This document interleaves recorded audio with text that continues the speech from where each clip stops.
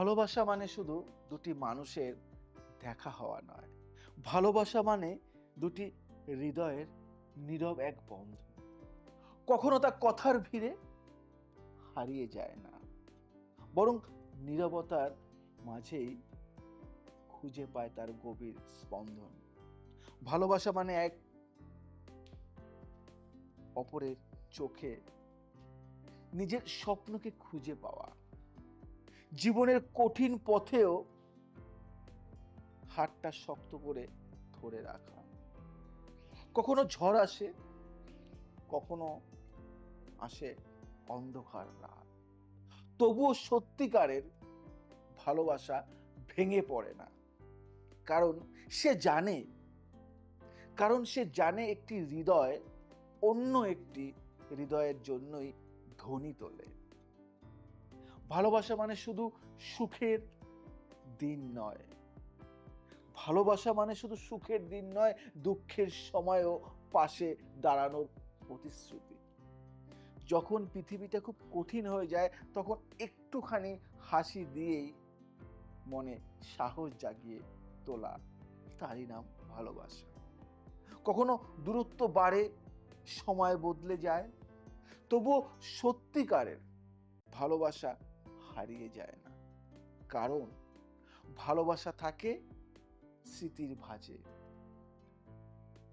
থাকে প্রতিটি অনুভূতির গভীরে। ভালোবাসা মানে ছোট্ট ছোট্ট মুহূর্ত, একটু অভিমান, একটু হাসি, একটু মায়া, যার মাঝে লুকিয়ে থাকে একটি সারা জীবনের গল্প। আর সত্যিকারের ভালোবাসা সেইটি, যেখানে কোনো স্বার্থ নেই, নেই কোনো হিসেব, শুধু একজন মানুষ আর একজন মানুষকে মন থেকে ভালোবেসে যায়, নিঃশব্দে, নিরন্তর এবং অসীম, সীমাহীন। ভালোবাসা শুধু ভালো লাগা নয়, ভালোবাসা অন্তরের এক গভীর স্পন্দন। অসাধারণ। সত্যি আজকে অনুষ্ঠানটা একটু অন্যরকমভাবে আমরা শুরু করলাম। আর চেনা ছকে হয়তো আজকে উনি ধরা দিলেন না। আজকে বলতে পারি যে কবি ছকে কিন্তু আমাদের সঙ্গে উনি ধরা দিলেন। এটাই ওনার মাহাত্ম্য বলতে পারবো। এবং সত্যি কথা বলতে খুব সুন্দর ভালোবাসার মরশুমকে মাথায় রেখে আমরা খুব সুন্দরভাবে একটা শুরু করলাম। এবং ভালোবাসা যখনই আমরা বলি আমাদের মধ্যে একটা আলাদা অনুভূতি হয়। নমস্কার, আমি শুভাঙ্গী এবং সবাইকে স্বাগত জানিয়ে শুরু করছি আজকের অনুষ্ঠান সমস্যার সমাধান। এবং আমার সঙ্গে আছেন বিখ্যাত জ্যোতিষবিদ জয়দেব শাস্ত্রী মহারাজ। নমস্কার, জয় শ্রী ঠাকুর রামকৃষ্ণ, জয় শ্রী ঠাকুর রামকৃষ্ণ, জয় শ্রী ঠাকুর রাম। সমস্যার সমাধান অনুষ্ঠানে আপনাদের সবাইকে স্বাগত জানাই। আজকে চলে আসবো আবার সেই প্রশ্ন উত্তরের খেলায়। এবং একের পর এক প্রশ্ন কিন্তু আমাদের সঙ্গে আছে এবং আজকের যে বিষয়টা মধ্যবিত্তের লক্ষ্যহীনতা ও আর্থিক অনটন। এবং আমাদের সঙ্গে দর্শক বন্ধু আমাদেরকে প্রশ্ন করেন। আপনারাও কিন্তু অবশ্যই প্রশ্ন করতে পারেন আমাদের ফেসবুক পেজে এবং আমাদের ইউটিউব চ্যানেল আছে, সেখানে কিন্তু আপনারা কমেন্ট করতে পারেন। বেলেঘরিয়া থেকে প্রশ্ন করেছেন শাস্ত্রী মশাইকে এবং তার বয়স 46 ইয়ার্স এবং নাম জানিয়েছেন অতনুবাবু এবং লিখেছেন যে তিনি একজন প্রাইভেট টিউটর, মানে প্রাইভেট টিউশন পড়ান এবং তিনি এটা তার সমস্যার কথা আমাদেরকে জানিয়েছেন। সত্যি আমরা কৃতজ্ঞ যে আপনারা এইভাবে অনুষ্ঠানকে দেখেন এবং সাড়া দিয়েছেন। জানিয়েছেন শাস্ত্রীমশাই সারা মাস হাড়ভাঙা খাটুনি করি, কিন্তু হাতে টাকা থাকে না। মাসের 10 তারিখ হতেই পকেট পুরো খালি হয়ে যায়। অনেক চিন্তায় আছেন উনি। জানিয়েছেন মনে হয় আমার জীবনে কি কোনোদিন শ্রীবৃদ্ধি হবে না। অনেক আক্ষেপ থেকেও প্রশ্নটি লিখেছেন। কোনো অশুভ ছায়া কি আমার পিছু ছাড়ছে না? প্রশ্ন করেছেন আপনাকে এবং তার উত্তর চেয়েছেন। সত্যি অসাধারণ প্রশ্ন। অতনুবাবু, মধ্যবিত্তের এই যে আয়, আছে কিন্তু সঞ্চয় নেই। বুঝতে পারলেন? যে আয় আছে কিন্তু সঞ্চয় নেই, এটা আজকের দিনের এক জলজান্ত অভিশাপ। বুঝলে? জ্যোতিষশাস্ত্র মতে আপনার কুণ্ডলিতে, ভালো করে বুঝবেন, মানে কুণ্ডলী মানে আপনার যে ছকটা, দ্বিতীয় ভাব ধনের স্থান এবং একাদশ ভাব আয়ের স্থান। হয়তো বলবান, কিন্তু দ্বাদশ ভাব ব্যয়ের স্থান। অতিমাত্রায় সক্রিয় হয়ে আছে। যখন জন্মছকে রাহু বা মঙ্গলের কুপ্রভাব ধন স্থানে পড়ে, তখন টাকা আসে, ঠিকই টাকা আসে, কিন্তু সমুদ্রের ঢেউয়ের মতো বালির বাঁধ ভেঙে বেরিয়ে যায়। আপনি যতই তাসের খেলায় ভালো কার্ড পান না কেন, যদি আপনার পকেট ফুটো থাকে, তবে আপনি কখনোই জিততে পারবেন না। একটা কথা বলি আপনাকে, এর জন্য আমি জয়দেব শাস্ত্রী আপনাকে একটি বিশেষ তান্ত্রিক টোটকা বলবো, যা অনেক প্রাচীন। মনে রাখবেন, ভক্তি আর বিশ্বাসী হলো আসল শক্তি, বুঝলে? যে কোনো শুক্লপক্ষের বৃহস্পতিবার একটি পরিষ্কার হলুদ কাপড়ে এক মুঠো গোটা ধনে, একটি রূপোর কয়েন, যদি রূপোর কয়েন না থাকে তাহলে একটা সাধারণ কয়েনও হতে পারে, এবং একটি ছোট হলুদের গাঁট বেঁধে আপনার আলমারিতে বা যেখানে টাকা রাখেন সেখানে রাখুন। এটা করুন। জীবনে কি পাবেন এটা করার পরে আমায় বলবেন। প্রতি বৃহস্পতিবার সন্ধ্যায় ঘিয়ের প্রদীপ জেলে মা লক্ষ্মীর সামনে বসে বলুন, ওম শ্রীং হ্রিং ক্লিং মহালক্ষ্মী নমঃ। এই মন্ত্রটি 108 বার জপ করবেন। শোবার সময় নিজের মাথার কাছে এক ঘটি জল রাখুন এবং পরের দিন সকালে সেই জল কোনো অশ্বত্থ গাছের গোড়ায় ঢেলে দিন। এটি আপনার শরীরের চারপাশের নেতিবাচক শক্তি বা ডার্ক এনার্জি দূর করবে। দেখবেন ধীরে ধীরে আপনার অপ্রয়োজনীয় ব্যয় কমতে শুরু করছে বা করে গেছে। এটা যদি মাথায় রাখতে পারেন, দেখবেন জীবনে আমূল পরিবর্তন নিয়ে আসবে। অসাধারণ। খুব সুন্দর, সুন্দর কয়েকটা টোটকা পেলে এবং খুব কম খরচে বিশাল কিছু যে করতে হবে এর কোনো মানে নেই। আপনি সবসময় কম জিনিসটাকে বেশি প্রাধান্য দেন। এবং পরের বিষয় বিবাহতে বাধা এবং মাঙ্গলিক দোষের যে যন্ত্রণা নিয়ে প্রশ্ন, এবং বিয়েটা যখনই মাথায় আসে তখন তার সঙ্গে কিন্তু জুড়ে থাকে মাঙ্গলিক দশা। এটা নিয়ে কিন্তু অনেকের চিন্তা ভাবনার মধ্যে দিয়ে যায়, এবং সেই একটা চিন্তা ভাবনার মধ্যে দিয়ে কিন্তু যাচ্ছে আমাদের দর্শক বন্ধু সুস্মিতা দেবী আমাদেরকে লিখেছেন, এবং তিনি হাবড়াতে থাকেন এটা জানিয়েছেন এবং ভীষণই দুশ্চিন্তা করছেন, তার কথা জানিয়েছেন এবং বলছে তার মেয়েকে নিয়ে যে আমার মেয়ের বয়স 30 পার হয়ে গেছে, দেখতে সুন্দরী, শিক্ষিতা, ভালো চাকরিও করে, কিন্তু বারবার সম্বন্ধ এসেও ভেঙে যাচ্ছে। অনেক কষ্ট থেকে, অনেক ভয় থেকে লিখেছে। কেউ বলছে ওর কপালে নাকি বিয়ে নেই, আবার কেউ বলছে ওর কপালে নাকি মস্ত দোষ আছে, এবং অনেক কষ্ট করে এটাও লিখছে, আমি মা হয়ে মেয়ের এই কষ্ট আর সইতে পারছি না, আপনি পথ দেখান শাস্ত্রীজি। সুমিত্রা দেবী, খুব কষ্ট লাগলো আপনার কথাটা শুনে। এটা শুধু আপনার সমস্যা নয়, এটা অনেক ঘরের সমস্যা। আপনার মেয়ের এই সমস্যাটি বর্তমান সময়ের এক জ্বলন্ত উদাহরণ। জ্যোতিষী পরিভাষায় একে আমরা বলি কি জানেন? বিলম্বিত বিবাহ,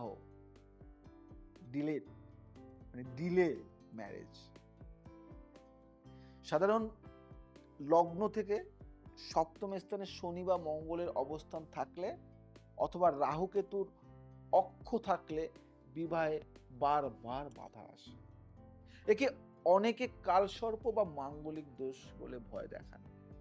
আসলে এটা হলো জীবনের তাসের খেলার একটা শক্ত কাঠ পড়ে যাওয়া। কিন্তু মনে রাখবেন, তন্ত্রের শক্তিতে এই বাধা কাটানো সম্ভব।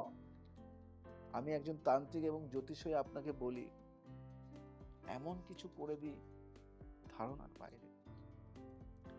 আপনার মেয়ের জন্য আমি খুব শক্তিশালী একটা তান্ত্রিকীয় প্রতিকার বলবো, ভালো করে শুনুন, যা নিষ্ঠার সাথে করলে 3 থেকে 6 মাসের মধ্যে ফল পাওয়া যায়।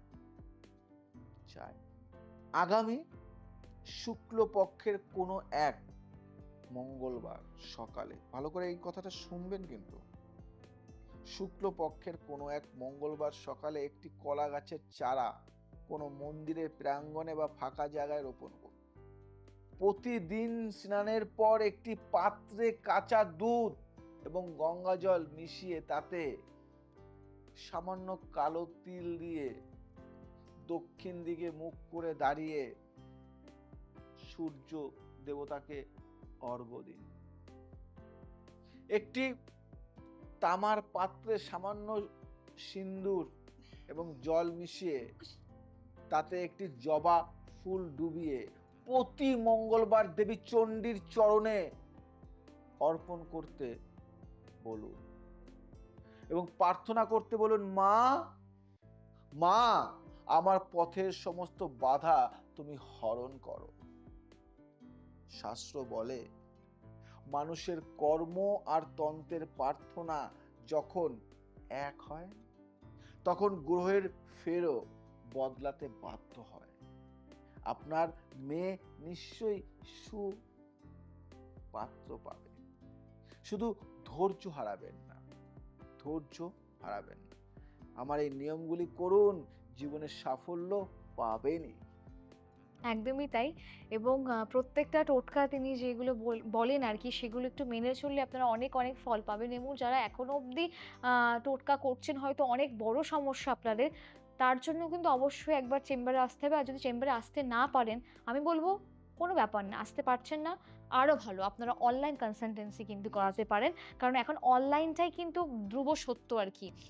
এবার আমাদের পরের বিষয়ে আমরা আলোচনা করব পারিবারিক অশান্তি ও নজর দোষ। আমরা অনেকেই দেখি ইভিল আই যেটাকে বলে, এবং অনেকের একটা প্রবলেম থাকে, অনেকে এসে বলে যে আমার নজর লেগে গেছে বা পারিবারিক অশান্তি হচ্ছে তার জন্য। এরকমই একটা প্রশ্ন আমাদের দর্শক বন্ধু করেছে, অনেক দিনের দর্শক আমাদের, এবং বয়স 38 ইয়ার্স, একজন গৃহবধূ জানিয়েছেন এবং তার নাম জানিয়েছেন রচনা চ্যাটার্জি, এবং তিনি লিখেছেন উত্তরপাড়া থেকে এবং আমাদেরকে প্রশ্ন করেছেন। বলেছেন যে শাশুড়িমশাই, আমাদের পরিবারের মানে আগে খুব হাসিখুশি ছিল পরিবারটা। কিন্তু হঠাৎ করে কয়েক মাস ধরে আমরা দেখতে পাচ্ছি যে আ তুচ্ছ কারণে স্বামী-স্ত্রীর মধ্যে অশান্তি লেগেই রয়েছে। বাচ্চাদের শরীর সারাক্ষণ খারাপ থাকছে এবং অনেক দুশ্চিন্তা থেকে কিন্তু তিনি প্রশ্ন করেছেন এবং বলছে, মনে হয় কেউ আমাদের উপর কিছু প্রয়োগ করেছে বা কারোর নজর লেগেছে। অবশ্যই আপনার এই বিষয়টা কিন্তু একবার উড়িয়ে দেওয়া যায় না, হতেই পারে। আবার জানিয়েছে ঘরটা যেন শ্মশান হয়ে যাচ্ছে। এর থেকে মুক্তির উপায় কি? জানতে চেয়েছি আপনার কাছে। রঞ্জনা দেবী, আপনার এই সমস্যার মূলে রয়েছে কি জানেন? মূলে রয়েছে গ্রহদোষ, গৃহদোষ এবং নজর দোষ। জ্যোতিষশাস্ত্র অনুযায়ী যখন বাড়ির প্রধানের জন্মছকে রাহু বা কেতুর দশা চলে এবং বাড়ির ঈশান কোণ, নর্থ ইস্ট, কোনোভাবে দূষিত হয়, তখন বাইরে থেকে আসা নেতিবাচক শক্তি বা ডার্ক এনার্জি খুব সহজেই ঘরে ঢুকে পড়ে। সমুদ্রের জল যেমন নোনা হলেও শান্ত থাকে, কিন্তু তাতে বিষ মিশিয়ে দিলে মাছেরা বাঁচতে পারে না, তেমনি একটা মানুষের কুনজর বা হিংসে আপনার পরিবারের সুখের সাগরে বিষ মিশিয়ে দিচ্ছে। বুঝতে পারলেন? একটা প্রতিকার দেব, হাজারো প্রতিকার মধ্যে একটা প্রতিকার শুনুন, জ্যোতিষতান্ত্রিকের একটা প্রতিকার। আপনার ঘরের বাতাবরণ শুদ্ধ করতে আমি একটা গোপন তান্ত্রিক রক্ষা কবচ বলছি। শনিবার সন্ধ্যায় একটি মাটির পাত্রে 5টি শুকনো লঙ্কা, 1 মুঠো গোটা সর্ষে এবং 1 টুকরো কর্পূর জ্বালিয়ে পুরো ঘরে তার ধোঁয়া দেখান এবং ওই অবশিষ্ট অংশটি বাড়ির সীমানার বাইরে ফেলে দিন। বাড়ির প্রধান দরজার উপরে কালো সুতো দিয়ে একটি ছোট উলট, ভালো করে শুনবেন, একটি ছোট উলট চণ্ডাল বা কালি হলুদের শিকড় ঝুলিয়ে দিন। এটি বাইরে থেকে আসা যে কোনো নেতিবাচক তরঙ্গকে দরজাতেই শুষে নেবে। প্রতিদিন সকালে ও সন্ধ্যায় ঘরের কোণে ওং ক্রিং কালিকে নমঃ বা ওং ক্রিং কালিকায়ে নমঃ এই মন্ত্রটি জপ করতে করতে গঙ্গা জল ছিটিয়ে দিন। মনে রাখবেন, মা কালীর শক্তি যেখানে বিরাজ করে সেখানে কোনো অশুভ নজর বা তুকতাক টিকতে পারে না। এটা যদি মাথায় রেখে চলেন, জীবনের সমস্যা আর ভুগতে হবে না, সমস্যার সমাধান অচিরেই হয়ে যাবে। একদমই তাই, এবং সত্যি প্রত্যেকটা কথা কিন্তু আপনার মনোযোগ দিয়ে শোনার মতো। এবং পরের বিষয়টা আমাদের হলো কর্মক্ষেত্রে ষড়যন্ত্র ও শত্রু দমন। আমরা প্রত্যেকটাই কর্মক্ষেত্রে অনেকেই বাধা বিপত্তি ফেস করি, এবং তার জন্য কিভাবে শত্রু দমন হবে সেটা জানতে চেয়েছেন এবং সমস্যার কথা জানিয়েছেন। আমাদের পরের প্রশ্নটি সেটা নিয়েই আর কি, শত্রু দমন নিয়ে। বয়স তার 44 ইয়ার্স। তিনি কিন্তু দুর্গাপুর থেকে আমাদের মেসেজ করেছেন এবং তিনি জানিয়েছেন তিনি সরকারি একজন কর্মচারী। তার নাম তন্ময় বাবু। তিনি বলেছেন তার সমস্যার কথা জানিয়েছেন, এবং সেও কিন্তু অনেক দিনের দর্শক। আপনারাও কিন্তু এইভাবেই প্রশ্ন করতে পারেন আমাদের সঙ্গে। শাস্ত্রীমশাই, অফিসে আমি আমার কাজ ঠিকঠাক করি, কিন্তু কিছু সহকর্মী আমার পিছনে লেগে আছে। আমার নামে বসকে ভুল বোঝাচ্ছে। এটা শুধু আপনি না, অনেকের ক্ষেত্রেই কিন্তু হয়। তো যারা দেখছেন তাদের সকলের জন্য এই প্রশ্নটা। আমার প্রমোশন আটকে দিচ্ছে। আমি কি কোনোদিন এই শত্রুকে হাত থেকে মুক্তি পাবো না? প্রশ্নটা যে এই শত্রুদের হাত থেকে কি কোনো সময় সে মুক্তি পাবে? তিনি জানিয়েছেন এবং জানতে চেয়েছেন। আমার গ্রহ কি আমার সহায় হবে না? জানতে চেয়েছি আপনার কাছে। তনয় বাবু, আপনার জন্মছকে সম্ভবত 6ষ্ঠ ভাব মানে শত্রুর স্থান বর্তমানে খুব পীড়িত। যখন লগ্নপতির তুলনায় ষষ্ঠপতি বলবান হয়ে যায়, তখন মানুষ বিনা কারণে শত্রুর দ্বারা লাঞ্ছিত হয়। এটা অনেকটা সেই তাসের খেলার মতো, যেখানে আপনার বিপক্ষ দল আপনার কার্ডগুলো দেখে ফেলেছে এবং আপনার চালগুলো নষ্ট করে দিচ্ছে। কিন্তু ভয় পাবেন না, ভয় পাবেন না। তন্ত্রশাস্ত্রে শত্রুর মুখ বন্ধ করার এবং নিজের প্রভাব বাড়ানোর অব্যর্থ উপায় আছে, যেটা আমি জয়দেব শাস্ত্রী দিয়ে থাকি। কারণ জয়দেব শাস্ত্রী যেমন জ্যোতিষ, তেমন তার সাথে সাথে তন্ত্র নিয়েও কিন্তু দীর্ঘদিন প্র্যাকটিস করছে। শত্রুদের ষড়যন্ত্র থেকে বাঁচতে আপনি বগলামুখী প্রতিকারটা করে দেখুন। যে কোনো মঙ্গলবার একটি ভোজপত্রের উপর বা সাদা কাগজে লাল চন্দন দিয়ে সেই শত্রুর নাম লিখুন। যদি নাম না জানেন, এখানেও একটা বড় কিন্তু কোশ্চেন মার্ক, যদি নাম না জানেন তবে লিখবেন অজ্ঞাত শত্রু। শত্রুর নাম নাই জানতে পারেন, কি লিখবেন? অজ্ঞাত শত্রু, তার নাম জানি না। এবার সেই কাগজটি একটি মাটির ভাঁড়ে ভরে তাতে মধু ঢেলে দিন এবং ঢাকনা বন্ধ করে মাটির নিচে বা কোনো নির্জন জায়গায় পুঁতে দিন।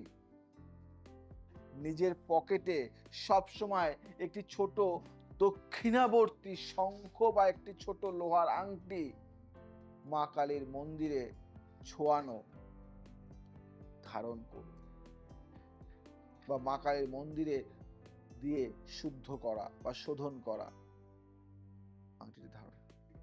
প্রতিদিন রাতে শোবার আগে ওং হ্লিং বগলামুখী সর্ব দুষ্টানং বাচং মুখ্যং পদং স্তম্ভয়, এই মন্ত্রটি 11 বার পাঠ করুন। মা বগলামুখী হলেন স্তম্ভন শক্তির দেবী। তিনি আপনার শত্রুদের বুদ্ধি ও মুখ স্তম্ভিত করে দেবেন। তারা আপনার ক্ষতি করার চেষ্টা করলেও পারবে না। আপনি আবার আপনার পুরনো সম্মান ফিরে পাবেন। করুন, দেখুন জীবনে কতটা সাকসেস, কতটা ভালো ফল পান। একদমই তাই। অবশ্যই সাকসেস পাবেন, সম্মান ফিরে পাবেন, সমস্ত আশা আকাঙ্ক্ষা আপনাদের পূরণ হবে। পরের বিষয় আমাদের পৈতৃক সম্পত্তি নিয়ে, বিবাদ ও গৃহ শান্তি নিয়ে। এবং পৈতৃক সম্পত্তি নিয়ে ঝামেলা আমাদের সর্বত্র লেগেই থাকে, প্রত্যেকটা বাড়িতে এখন দেখা যাচ্ছে, এবং সেটা নিয়ে একটা টানাপোড়েন ফেস করছে আমাদের পরের দর্শক। এবং তিনি মেসেজ করেছে আমাদেরকে চুঁচুড়া থেকে, এবং বয়স 54, এবং আপনার কাছে মানে সলিউশন জানতে চেয়েছে। তিনি খুব হতাশ, সেটা বলাই বাহুল্য। রতনবাবুর নিজের ভাইয়ের থেকে তিনি প্রতারিত হয়েছেন, সেটারই একটা প্রশ্ন, যে ভাইয়েরা তাকে পৈতৃক সম্পত্তি থেকে বঞ্চিত করতে চাইছে। বিষয়টি আদালতে অবধি গড়িয়েছে।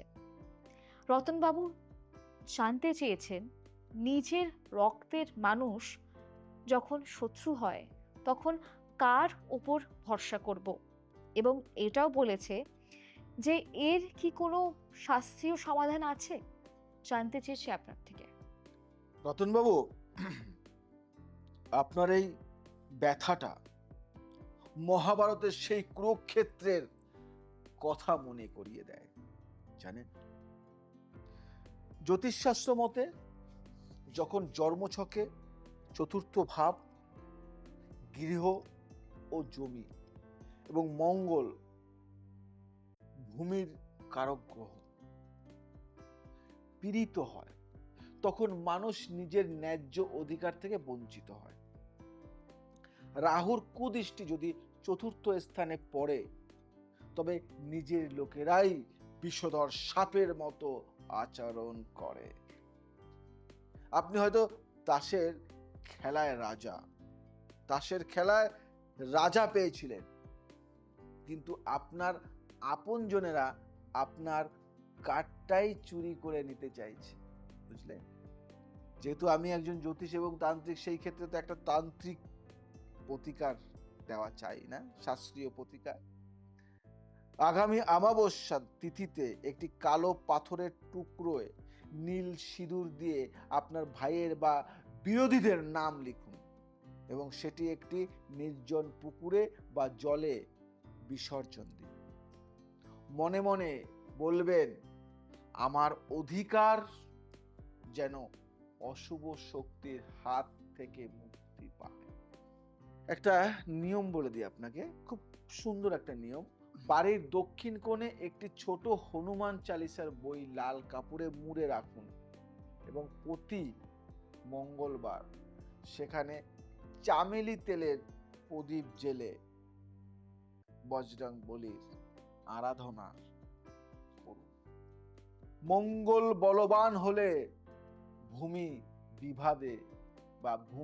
বিবাদে জয় নিশ্চিত। একটা বাণী শুনবেন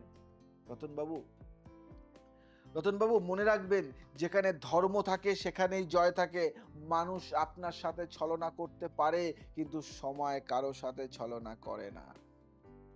ধৈর্য ধরুন, কারণ সত্যের জয় হতে দেরি হলেও তা অবধারিত।